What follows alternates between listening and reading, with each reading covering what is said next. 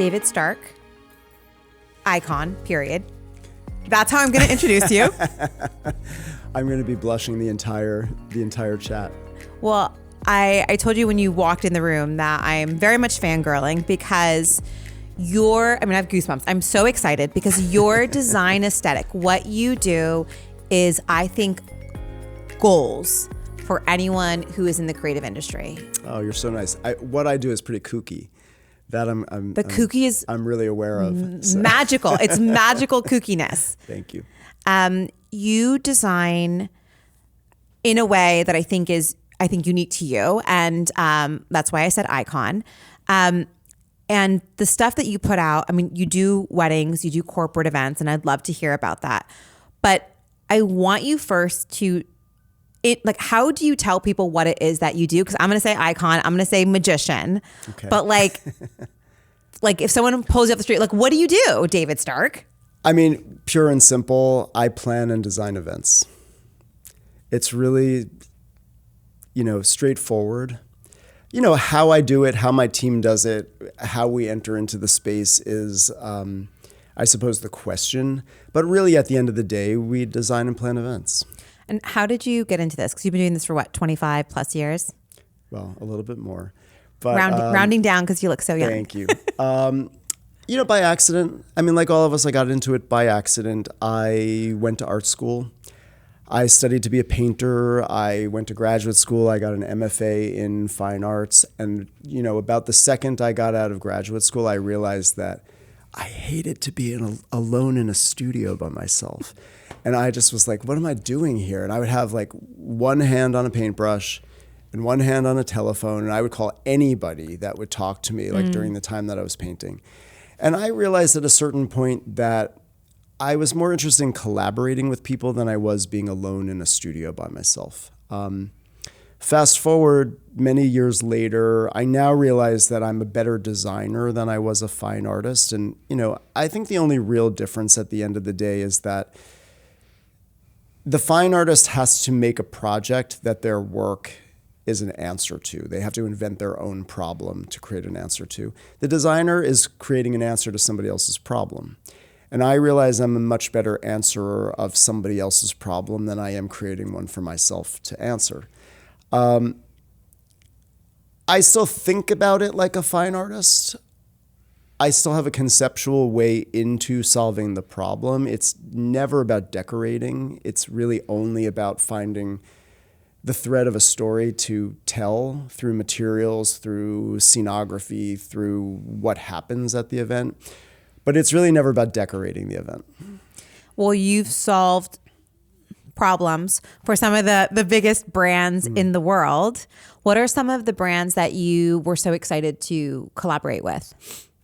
We feel very lucky to work with all kinds of brands. We work with Uber a lot, who are an awful lot of fun to work with. We work with luxury brands like Hermes. We work with mass brands like Target. We work with entertainment brands like HBO. And what we do for all of them is very different because it's not about me, it's really about them. And, it's about getting into the head space and the heart space of what the brand is and how do you bring that to life in a way that feels authentic to the brand and authentic to the audience that, is already in love with the brand or the audience that you want to have fall in love with the brand. And so, the work we would do for HBO is so different than the work we do for Hermes because they're completely different. Mm-hmm. So the brain teaser for us as a design company or as a creative engine is, to step outside of our own personal taste. It's never about personal taste. It's really so much about how do you bring the experience of the brand to life. And, with HBO, it's often about a program that's premiering. And so the range of what you can do, whether it's Succession or whether it's, The Penguin, I mean, it's like a night and day different story. And yes, it's all under the umbrella of HBO, but, the stories are constantly changing. Well, you're a mastermind at visual experiences. People walk in and they see something that they've never seen before. Well, that's nice. That's the goal. I mean, you do it very well. For me too. I mean, as the artist in me does not want to make the same painting again and again. So, yes, the job is to create an experience for the brand, the guests, the people, the wedding, the non-for-profit organization that, is about them. But the artist in me wants to create the immersive installation, the painting, the experience that is something that I'm constantly learning on and within, and that is inspiring me to reach for something new that I haven't done before. So it's not repeating. You're not repeating. It's not like you have a certain aesthetic that you do and repeat. Everything you do is like a unique experience. Well, I mean, yes, and I think that I probably do have an aesthetic. I think my aesthetic is relatively flexible. Mm-hmm. Over the course of time, I know that there are things that I like to do. I like to use everyday materials that shouldn't be used in certain ways that we use them. I like to make things, we refer to something called the impossible stack. That changes what it looks like over the course of time, but I like an impossible stack. And there are things I like. But I don't allow them to take over. I mean, when they come in or they go out, because they're the right answer to a problem, but it's not because, okay, the thing I like to do is an impossible stack, and so there always must be an impossible stack. Like sometimes an impossible stack makes no sense whatsoever, We were talking earlier about something that you've done, which I think has become wildly popular in the wedding industry. And I never thought I would say this out loud, but bread is back. You you did a bread installation. I think Vogue said that sourdough was the hottest accessory of the season. Yes. You created an unbelievably iconic tablescape for a real wedding here. It was a New York wedding, right? It was, yeah. How many guests were at that wedding? 360. Do you know how many loaves of bread you used?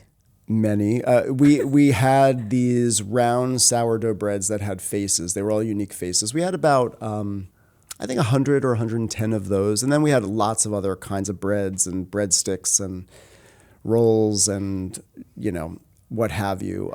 The goal was not necessarily to make a bread party. Yeah.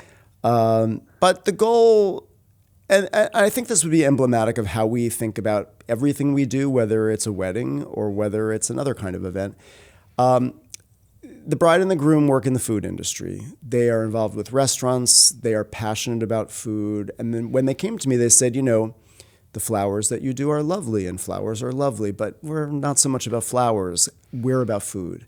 We want our centerpieces to be entirely edible, and we want them to be reflective of who we are as a couple, which is really, it's a trend that I see a lot. People don't walk in the door and say, hi, I want a bread party, but they say, I want something that's reflective of who we are as a couple. And it's my job as a designer and as a planner to come up with the creative answer to that, right? And so that's what we did here. And we sort of hit our heads for a while on what was the right answer. And we auditioned a lot of different materials that didn't make the cut, but bread did. And, I think the thing that I'm always secretly surprised and excited by is that when we have a kooky idea and then they have to say yes, and they do.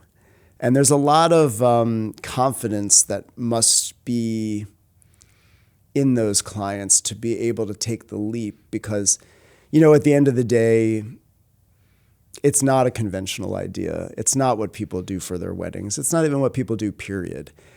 But I think that anything has the propensity to either be incredible or terrible, right? But it's how you do it that makes it incredible or terrible. And failure is not an option. So the only way to go is incredible. Mm-hmm. We experiment a lot. We make prototypes. We realize in the process of experimenting with how do you make a centerpiece out of, sourdough bread heads, there are good things to do and there are bad things to do.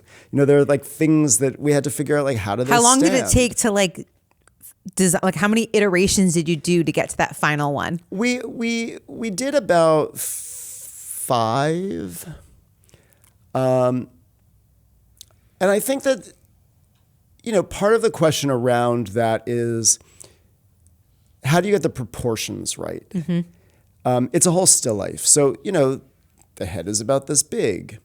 How does it look good on both sides of the table? A bread has a back and a bread has a front. So like, how do we put two back to back, and what makes them stand, and what is the size of the base that's needed, and what other bowls are there on the table, and what's in those bowls, and how does everything not just look gray or tan? Like, how do you interject other color into it so that it's enticing? So, I won't go into all the minutia, but there's a lot of minutia that drives you to the finish line of how does it look good.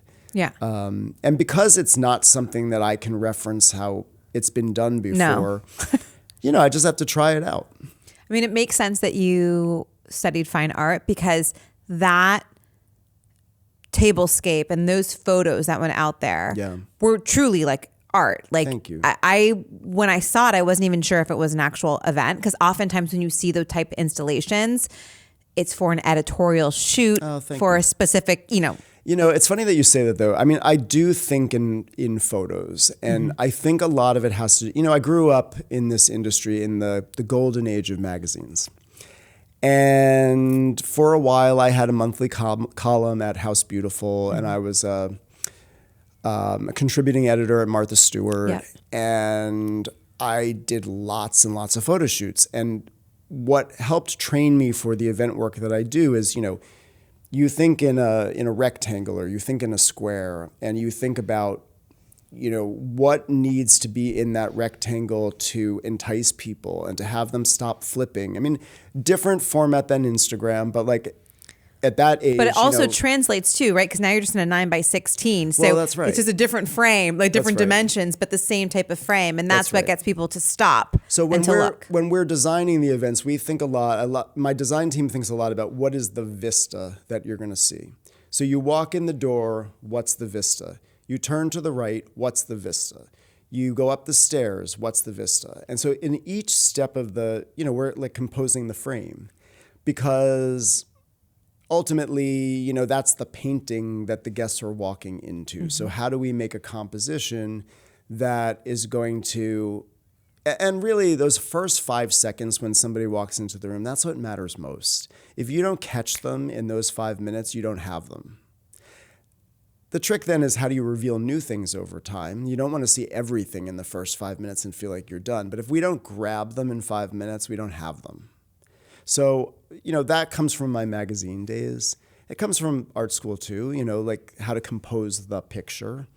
But I really think back to my Martha Stewart days to realize, and I was with Martha at a dinner last night, and it all came rushing back to me, that how much I really learned in those stories that were created, both in terms of quality, materials, how to push the boundaries, but how to also make something really clean. I think that might be a distinctive aspect of my work. I was going to say when I mentioned aesthetic, I think there is like a freshness, a cleanness. There's always a lot of space for breathability in the imagery and in the design. So it never feels, even though there's these really intentional things, it never feels crowded or overwhelmed. There's space for the design to breathe. Thank you. Look, there's a lot of stuff that goes into the events that we do that's not sexy. And some of it is like, steaming the cloths till the cows come home, and ironing till the cows come home, and getting rid of every cable and every sandbag and every metal plate of a truss, and frankly, all the truss. And like, the amount of upfront work that we do to minimize all the gack is not sexy, but it ultimately leads to a much cleaner, sexier experience, because you don't have all the junk clouding it up. And so, we spend an inordinate amount of time of course we want the audio to be great, but we don't want to see a speaker. Yeah. We don't want to see monitors. How can they be under the stage? How do we design it so that we can minimize the amount of equipment? And ultimately, the guest experience is a cleaner, better, clearer experience, and also so is the photography and videography.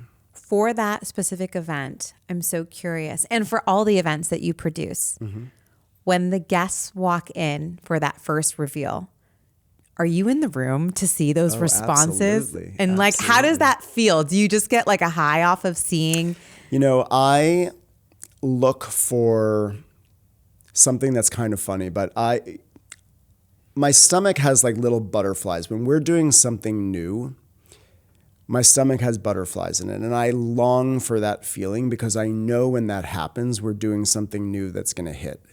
When I don't have the butterflies, that's when I actually don't feel good about what we're doing. Do you think it's because it's not like if you have butterflies, it's because it feels like you're excited, you're nervous about how it's going to land? No, I'm not nervous about how it is going to land, but I know that we've hit upon something new that we haven't discovered before, which is ultimately where I want to get to. Mm-hmm. That's where the artist. So it's like you're wants to chasing go. the butterflies. I'm chasing the butterflies. That's a great way to put it. And then when I start to hear the reaction, or the phones come out and the photography and the videography happens, and mostly what I'm really looking for in a wedding situation is for somebody to proclaim, "Oh my God, that is so Max and Allie." I don't want them to even know that I did it. Mm-hmm. I want to sort of disappear into it and that it actually becomes reflective of who I did it for. Mm-hmm. And then I know that that's successful. And if you look at the wedding work that we do, frankly, if you look at any of the work we do, there's such a broad range of what that work is because we are purposely trying to disappear. Now, again, there are things that we do and there are ways we do them that I think if you really studied the work, you would recognize as traits. But ultimately, the goal is to kind of disappear. And when the guests walk in, are you hearing gasps? Because some of the things are really unexpected and whimsical and magical and awesome. Sometimes that's definitely what happens, and it's really exciting and gratifying. You know what? It's even more gratifying for me. It's really gratifying for me, for my team. They work tremendously hard at trying to, frankly, do the impossible, mm-hmm.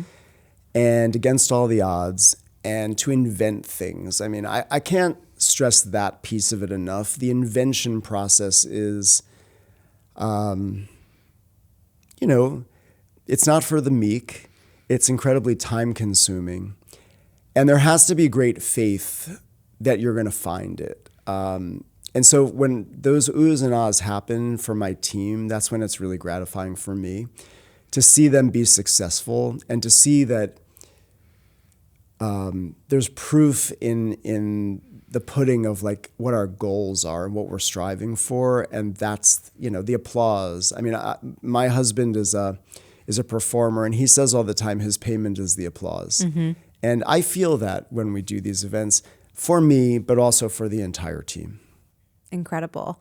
And I said earlier, bread is back. Now you're seeing bread in bridal shower themes. I think butter and bread, it's become it's one of the biggest trends, if you will, right now in weddings. And I think a lot of that inspired by that iconic table. How does that make you feel when you see kind of your work inspiring? Oh, good. I mean, look, as long as I did it first, I feel it's very flattering. I also think that what we do for our clients is so singular and distinctive for them that I already did that. I'm not going to do it for somebody else. It's not like they're wedding. Replicating it. They're inspired by it and they want to bring it into their event. I will say that one of the nice trends on Instagram I'm finding these days is that people are, I'm happy they're sampling it. I'm happy they're trying it in their own way. I appreciate the fact that they are citing that we have inspired them and they are calling that out as sort of a pivot point for them to build upon. And then I encourage them to send me images because I'm delighted to see what they're doing with it. Mm-hmm. So I'm very flattered by it. The artist in me is constantly pushing for the new idea. So in my head, I have one more idea with those bread faces, and then I think I might be done. We made an event for Uber Eats in Miami for Art Basel last December. And we made a giant giant set of lips and a tongue out of butter. And it was a whole bread and butter station. And so we've been playing with bread and butter for quite a bit of time now.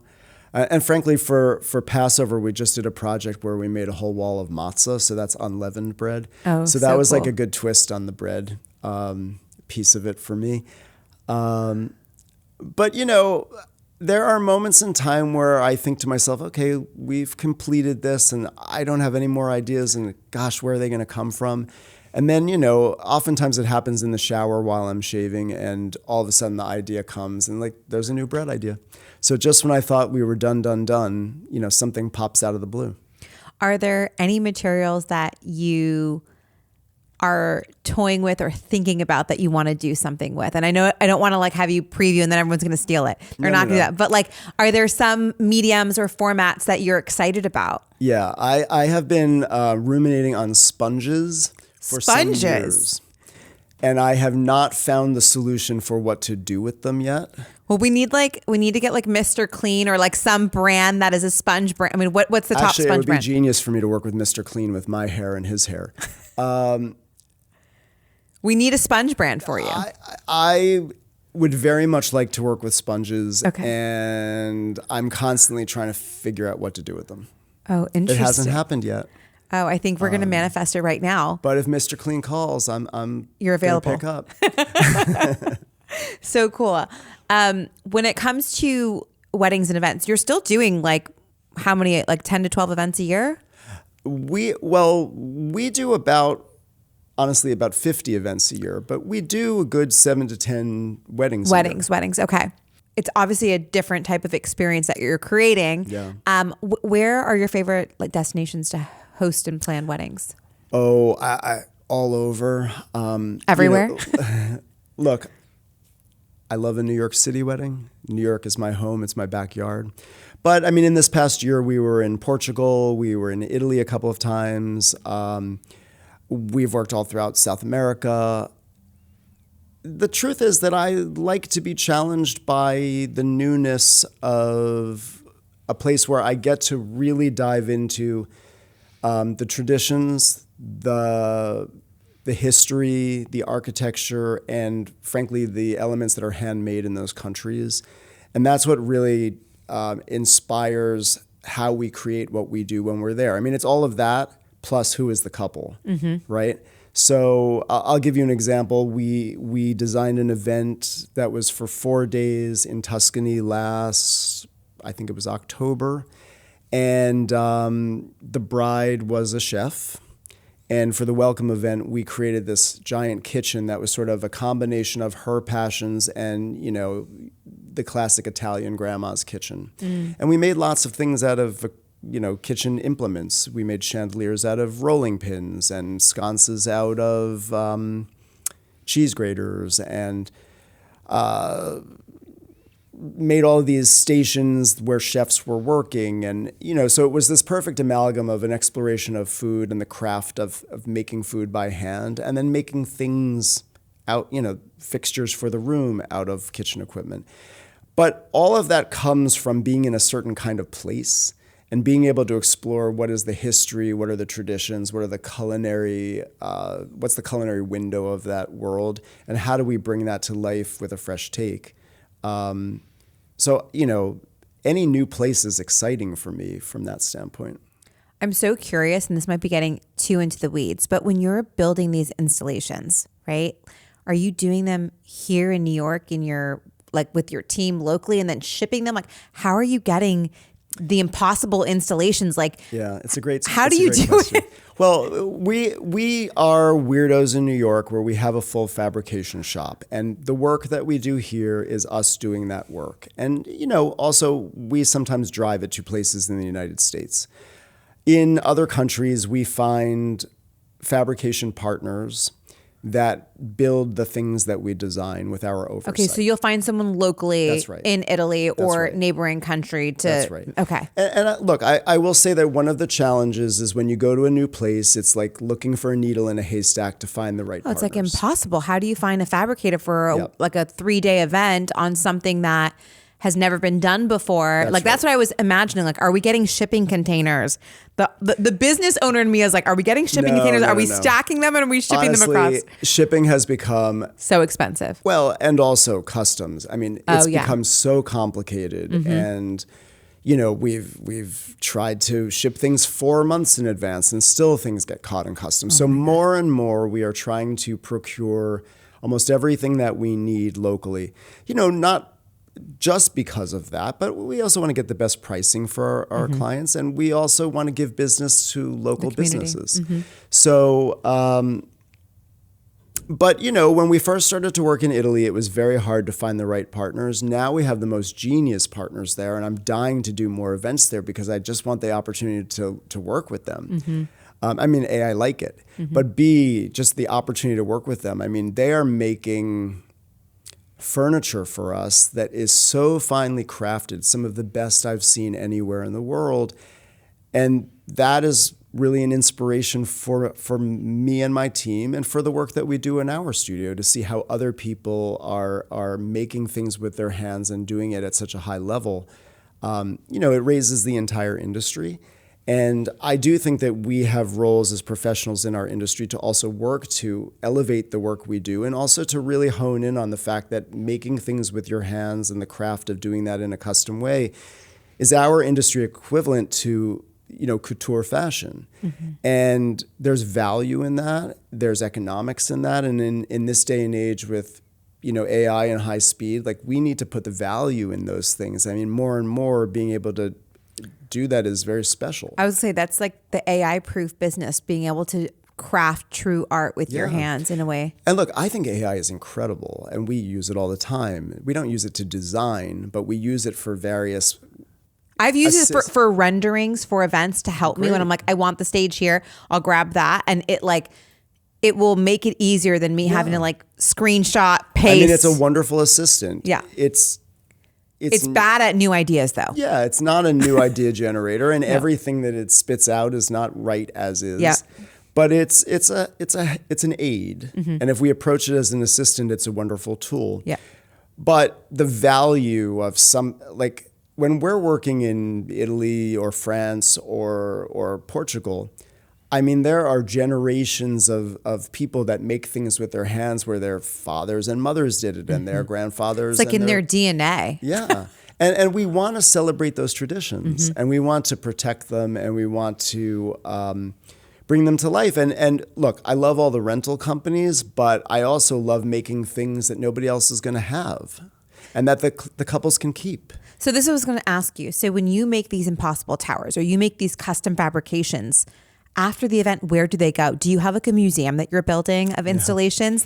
No, what do you do with them? Oftentimes the clients keep them. And, also one of my tricks in Europe, frankly, is that a lot of the rental companies or the fabrication partners will keep them after the fact, defray the cost to us to make them, and then they will continue to rent them out after. Oh, got it. We work very hard at minimizing our waste. In New York, we build things to reskin, to reuse in different kinds of ways. Got it. They always look different, but maybe the foundation is the same. We also send a tremendous amount of things to Materials for the Arts. And so non-for-profit organizations have the ability to go to Materials for the Arts and shop. No money changes hands, but just shop the warehouse for things that they need, which is brilliant. Very cool. And that's, schools, it's churches, it's dance companies, it's cool. Senior centers. And so there's very, very little going to waste that is coming out of our world, whether we're making it in New York or whether it's being made abroad. And that's an important thing for us. And it's part of the consideration of what we're thinking about up front. And oftentimes from a storytelling perspective, the ideas are generated to actually show what something is about. Like a lot of the work I do in the non-for-profit space, probably one of the largest projects that I'm known for is the Big Benefit for the Robin Hood Foundation, which is a New York-based poverty-fighting organization. And like the tail, they take from the rich and they give to the poor. But the goal is to get rid of poverty in New York City. And a lot of times we're trying to tell the story of how we're doing that by the items that we use. So, for example, after the pandemic, we made a big entry installation out of subway metro cards that were sponsored by somebody. And the whole point of the event was getting people back to work. And, if somebody doesn't have the money to get on the subway, they can't get to a job interview or they can't get to their workplace. And so through the generosity of the Gray Foundation, these Metro cards, something like 30,000 Metro cards were purchased and then distributed to people after the event. But they made their first stop at the event as an installation. And so A, it looked cool, but B, it told the story of what the evening was all about. So I'm constantly trying to think about, in the same way that the bread was reflective of this couple who were in the food industry, oftentimes the materials that we are choosing are chosen not because of what they look like, but because of the story that they tell. And then we come up with an installation to make it look cool in order to tell the story. Does that make sense? Of course, that's incredible. I am now, the way you describe things, I don't know if you're so articulate. I feel like your vision is so clear, probably in your brain to bring it to life, that even when you explain it, even though I haven't seen the photo, I have a visual in my mind. I think that maybe the clarity comes from so many years of having to sell kooky ideas to people that it's not just about like, what does it look like, but it's the why. And I would recommend that to everybody, whether you're doing something kooky or you're doing something traditional. You're not just decorating for the sake of decorating. There's a reason. So why are we pitching this idea? Why does it matter? Why is it worth spending the money on? All of these things are part of a good sales strategy. And, if I'm going to probably the kookiest thing I ever did when Anne Pasternak became the director of the Brooklyn Museum, she invited me in to help design the first gala that happened under her leadership of the museum. And we wanted to do something that was going to really say, things have changed here. And this is a whole new day at this remarkable institution. And this is reflective of a very sort of forward-thinking world outlook. And so we created these impossible towers made out of rolls of toilet paper and paper towels. And I remember going into the meeting thinking, like, she is going to think I am out of my mind. And it was inspired by the artist Brancusi. And I was convinced that there was a way for us to make something that was like so hyper elegant and make these like 25-foot tall totems out of stacks of paper towels and toilet paper. And I had to convince everybody that like this was a great idea. And they said yes. And the only thing that Anne said was, you have to guarantee me that that the media is not going to say Anne Pasternak toilet papered the museum. She TP'd the museum. She TP'd the museum. And I said, I promise you, like they're just going to think it's like the most elegant thing that they've ever seen. And it really was. But again, my hat is off to our partners who are open-minded enough to say yes and have the confidence that something like that could be, there's a transformation. And I think a lot of the artists in history that have inspired me are shamans. They're people that take something that's not particularly exciting and they turn it into something exciting. And so in our work, I'm very drawn to the same kind of thing. Like, can I take something that is so base, if you will, and turn it into something that is magical? It's true alchemy. And I think I started to do it in the non-for-profit world, not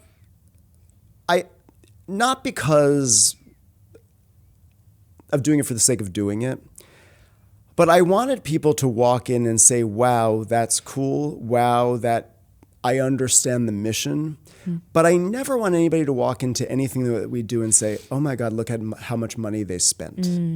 And by using everyday materials that we all have access to, we all know are inexpensive, but using them in profusion or using them in unlikely ways, it always equated to, wow, that was inventive, not wow, that was expensive.